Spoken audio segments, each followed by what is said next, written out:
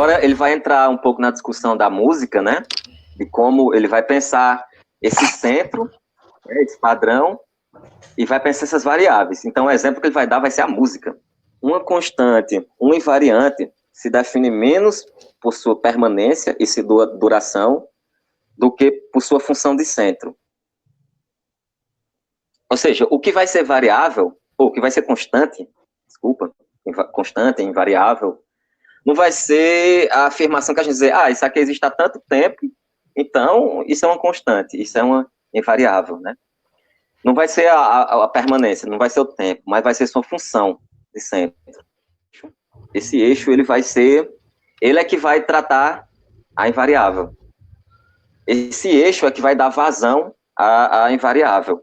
E esse invariável de si mesmo, essa variável de si mesmo, desse eixo, porque sempre vai ter que retornar a ele.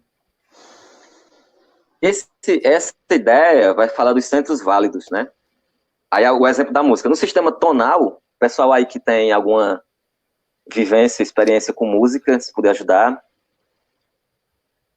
No sistema tonal ou diatônico da música, as leis de ressonância e de atração determinam, em todos os modos, centros válidos, dotados de poder e estabilidade de poder atrativo.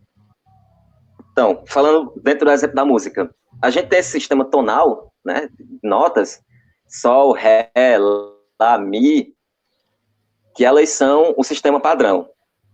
Essa é a forma mais constante de música que a gente conhece, né, nessas nossas músicas ocidentais, em que, por exemplo, a gente sempre tem o ré, de ré a lá, de lá a mi, de mi a ré, de volta, né? Essas três notas, por exemplo, elas estão sempre se ligando de uma a outra para poder fazer sentido. Vai colocar como invariável, vai ser os tons menores, os diatônicos, que vai ser, eu acho que todo mundo conhece esse exemplo, né? Ré maior, ré menor, as notas menores, né? Ré menor, mi maior, mi menor. Então, as notas menores, elas vai ser uma forma de dar continuidade à música, antes de voltar para esse centro. Por exemplo, se a música começa em ré, uma nota, uma composição, ela começa em ré, ela tem que voltar para ré. Mas, porque se ela terminar em outro lugar, vai ficar feio, você vai sentir a quebra, né? Ela não vai fazer sentido. E quando você diz, faça variável, varie, pode variar, pode improvisar. Aí você improvisa com notas menores, né, que elas se diferenciam das notas maiores, e ela vai dar um prolongamento ao texto, né? Pensando na música como um texto. Ela vai dar prolongamento. Então, esse prolongamento que as notas menores têm, essa função de prolongar, elas não podem se encerrar em si mesmas. Elas vão ter que voltar para o seu eixo. Esse eixo vai ser esse ré, onde começou, né? Mas até voltar esse ré, vai ter improvisado de mil maneiras. Então, é o mesmo do eu juro, né? Dentro desses sistemas do casamento, do tribunal e da brincadeira de criança, né? Os sistemas que fazem com que esse eu juro aconteça, as variáveis que fazem com que esse eu juro funcione, elas vão ser variadas, né? Elas vão acontecer de várias formas, mas sempre vai retornar a esse local de verdade, né? De preposição, que a gente vê uma certa indício de verdade ali que vai acontecer. Aí ele vai dar um exemplo aqui do Kafka também, né? Da obra do Kafka, porque a cada 4 páginas do texto vai existir um exemplo kafkiano, né, aqui. E ele coloca tudo isso no processo, né? Os processos que acontecem dentro da família, o processo em si, quando ele se percebe como réu de uma coisa que nem sabe o que é, e ele sempre vai estar ali nessas condições de ter que se jurar-se perante alguém, né? Perante o pai, perante o tribunal, perante o hotel onde ele está pagando conta. Isso é uma forma que a gente vê bastante nos romances, nos textos de Kafka, né? Essa burocracia. Ele sempre vai pensar Kafka nessas relações burocráticas, de existências burocráticas, que ele vai chamar as máquinas abstratas. Então, mais um exemplo sobre a música contínua. Todos os componentes, a música devém, ela mesma, um sistema sublinear, um rizoma ao invés de uma árvore, e fica a serviço de um contínuo cósmico virtual, do que até mesmo os buracos, os silêncios, as rupturas, os cortes fazem parte. A gente tem na música, né, regras. São essas que eu já falei, o Ré vai ao Lá, que vai ao Mi, que volta ao Ré. A gente tem uma partitura, onde se pode escrever essas regras, e se pode escrever a própria música. Tem o tempo, que a gente pode perceber como um metrônomo, né? Que mede a duração da música até onde a música pode acontecer. Enfim, existem essas regras, né? Que vão ser invariáveis. Toda música ela vai funcionar com isso. Mas as invariáveis vão ser essa linguagem cósmica, né? Essa energia, vamos pensar aqui como energia, essa efervescência, né? Usando as palavras, que fazem com que a variação aconteça, que fazem com que os músicos de jazz, eles extrapolem todos esses limites que eles mesmos criaram, né? Por exemplo, eles podem ter criado, mas nas apresentações ao vivo, eles vão extrapolar segundo o quê? Segundo a relação público com público, né? Um público efervescente vai tornar uma apresentação mais efervescente, conforme o que eles estão querendo, os músicos naquele momento, sobre uma colagem que vai levar outra colagem, que vai levar outra colagem, e por aí, e variando. E outros fatores que tornem com que essa música seja invariável, que fuja totalmente dessas regras, né? Essas regras, a priori, né, o que é um tom, o que é um semitom, o que é uma nota, o que é uma partitura, elas vão sumir, elas vão se tornar totalmente abstratas frente ao som. O som ele vai emergir como essa invariável cósmica, né? Na linguagem dos autores. Essa linguagem cósmica que vai depender dessa máquina abstrata que faça com que as coisas elas aconteçam ali, nessas atividades moleculares. A gente pode pensar também em termos mais práticos, né? Colocando o pé um pouco mais no chão, num protesto. Que ele pode começar pacífico, detesto esse termo, né? Protesto pacífico. Para mim não existe protesto pacífico. Ele pode começar com um certo nível de pacificidade, mas vai existir ali algum movimento efervescente que vai fazer com que as pessoas comecem a tirar pedras, né? Comecem a entrar em confronto com a polícia, que comecem, enfim, a depredar, que comecem a quebrar, que comecem a gritar, que comecem a saltar, sair de controle, né? Aquele controle inicial poderia existir, ele vai ser totalmente esquecido e vai entrar nessas invariáveis de acontecimento, né? Que uma ou outra coisa vão agenciar. Então, os agenciamentos coletivos, né? Até um sol quente na cara pode ser esse fator abstrato, né? Essa máquina abstrata que vai fazer com que as coisas se tornem totalmente fora de controle, totalmente invariável, né? Mas uma hora vai retornar para esse centro, uma hora o protesto vai acabar, uma hora a efervescência musical molecular, ela vai voltar para a sua molaridade, né? Para o seu eixo central, para a sua função central. E deu para compreender assim esse exemplo? De como funcionam essas invariáveis? Sim, cara, os exemplos estão tão bons, sim, hein? Tá bem mais claro agora com o Tico explicando aí. Enfim, se a divagação for grande, podem...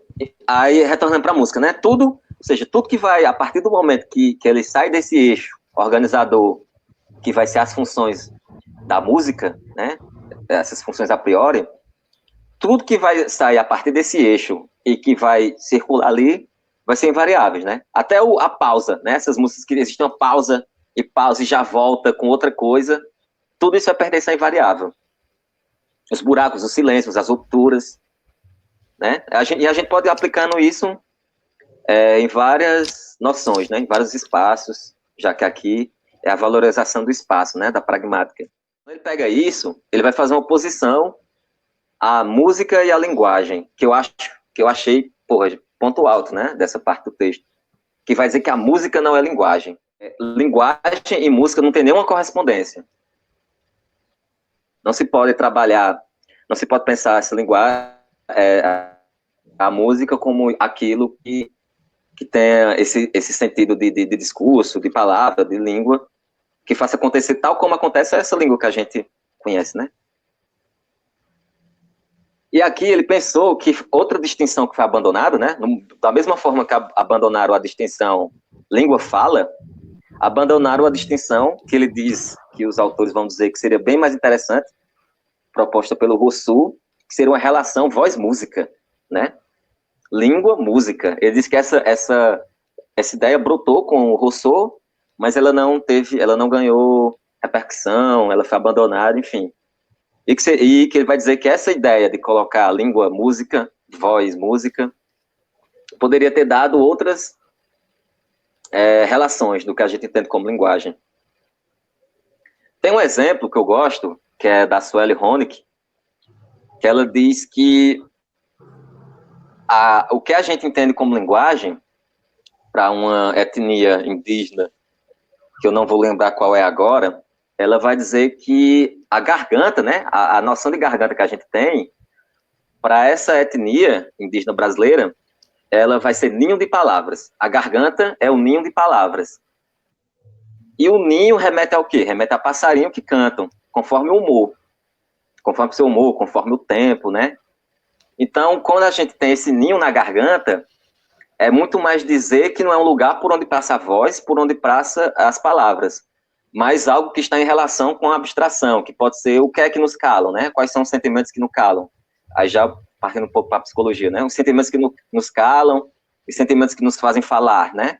Tudo isso vai estar nesse ninho, que pode ser melhor chocado, pode estar molhado, pode estar aquecido, pode estar feliz, pode estar triste. Então, a garganta, ela não vai ser uma função biológica que fazem com que as palavras passem, né? Ela vai ser mais como vamos dizer, um filtro, né? Pensar como um filtro que vai falar de nossos sentimentos, formas de experienciar e formas de transmitir essas palavras, né?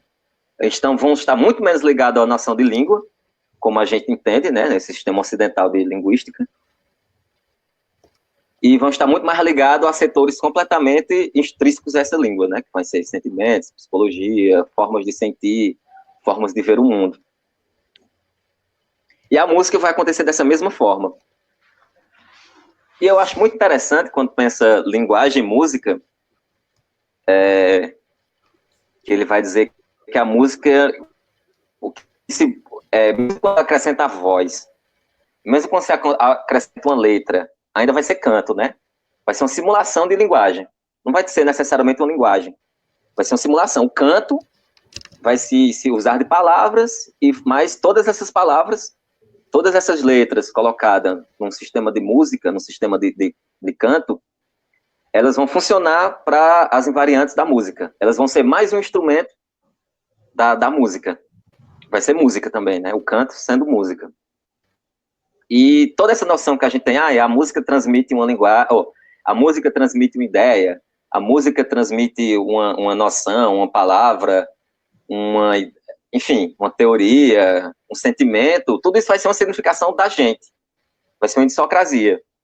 Tudo isso vai ser, de certa forma, uma coisa exterior a essa música que vai estar tendo esses sentidos. Mas a voz, o canto, dentro da música, ela não vai ser necessariamente uma linguagem. Vai ser essa língua secreta, né? Como os autores falam, vai ser uma língua secreta, uma língua neutra, sem constantes, toda em discurso indireto, né? Essa voz cósmica, essa efervescência cósmica. A voz, o instrumento fala tanto quanto a voz, e a voz toca tanto quanto o instrumento. Então, pensando assim, isso faz com que a gente pense um pouco sobre aquelas pessoas que falam, né, que a gente vê uma música de cunho mais político, como rap, como punk, como hardcore, como Pink Floyd, né, que algumas pessoas dizem, a gente viu alguns exemplos aqui no Brasil, né, quando o rapaz do Pink Floyd, esqueci o nome dele, David Gilmour, né, quando David Gilmour veio tocar no Brasil, que as pessoas fizeram, ele fez protestos, né, no seu espetáculo, contra o Bolsonaro, ele fez também contra o Trump. Isso gerou muita revolta, porque as pessoas não percebem, eles vão dizer, mas o que importa é a música, o que importa é o som, né? A gente ouve muito isso, né? Pessoas conservadoras que gostam dessas músicas tidas como de esquerda, como um discurso que propõe ali certo discurso de protesto, Mas algumas pessoas dizem, mas não importa a música, não importa a letra, o que importa é o som, eu gosto é do som. Isso a gente vê essas justificações, né? Então, dentro do que o Guattari e o Deleuze estão falando aqui, isso faz muito sentido. Já que a música não é linguagem, ela vai ser uma abstração, vai ser uma língua secreta. Então, que você pode pular todas essas significâncias, né, que alguns outros fatores vão dar, como a noção política, como ideia de que está passando uma ideia, como... Enfim, pode pular tudo isso e chegar e tentar alcançar, né, essa língua secreta, essa língua abstrata, que não vai ser nem voz, não vai ser nem fala e também não vai ser língua. Vai ser uma outra, vai ser uma música, vai ser música. Comparando a linguística, né, ele vai dizer que a linguística ela age como essas formas de música diatônicas, né, que tem toda essa função. A música pensa cifra, nota, relações entre notas, enfim, alguma organização, né, que possa gerar música a princípio. Né, a linguagem também, né, ela tem essas formas maiores, essa tendência cientificista, e sempre está organizando esses eixos de gerativismo, né, na crítica do Chomsky, de sistematização, na crítica ao Saussure. E essa, né, então ele vai colocar a oposição pragmática dentro da linguagem e de cromático na música, né, a cromático contra essas funções tonais, né, o cromático vai ser o improviso, vai ser a variável. Então o que ele vai querer retornar vai ser esse pragmatismo e essas intensidades, né, essas efervescências, essas intensidades que vão dar a música do jazz, essas invariáveis, que vai dar ao protesto a sua efervescência de quebrar tudo, que vai dar à língua seu funcionamento ali, né, seu funcionamento situacional, mas que não pode ser definido só pela situação, porque as situações, elas também são variáveis, né, um protesto não vai ser o mesmo protesto sempre.